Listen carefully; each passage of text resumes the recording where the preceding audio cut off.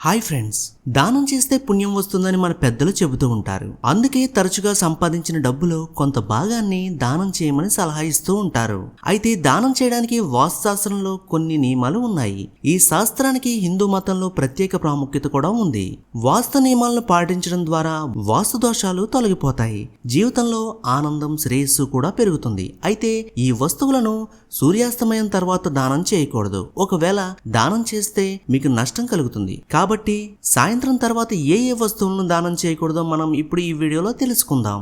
వీడియోలోకి వెళ్లే ముందు ఇప్పటికీ మన ఛానల్ ని సబ్స్క్రైబ్ చేసుకోకుండా వీడియో చూస్తూ ఉంటే ఛానల్ ని సబ్స్క్రైబ్ చేసుకోండి. ఈ వీడియోకి ఒక లైక్ వేసుకోండి. ఇంకా ఆలస్యం చేయకుండా వీడియోలోకి వెళ్ళిపోదాం. నెంబర్ 1, వాస్తు శాస్త్ర ప్రకారం ఒక వ్యక్తి ఎప్పుడూ పెరుగును దానం చేయకూడదు. నిజానికి పెరుగు శుక్రగ్రహానికి సంబంధించినది. జ్యోతిష శాస్త్ర ప్రకారం శుక్రగ్రహం సంపద, శ్రేయస్సుతో ముడిపడి ఉంది. సాయంత్రం పెరుగు దానం చేస్తే మీ సమస్యలు పెరుగుతాయి.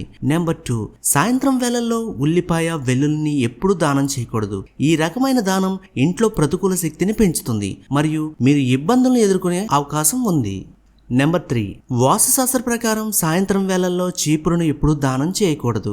చీపురును దానం చేయడం వల్ల ఇంట్లో సంపద కోల్పోతారని, సంపద దేవత అయిన లక్ష్మీదేవి మీపై కోపంగా ఉంటుందని వాస్తు నిపుణులు చెబుతున్నారు. చీపురును దానం చేస్తే మీకు నష్టం కలుగుతుంది. నెంబర్ 4, తరచుగా డబ్బు విరాళం ఇస్తారు, కానీ సూర్యాస్తమయం తర్వాత డబ్బు దానం చేయకూడదు.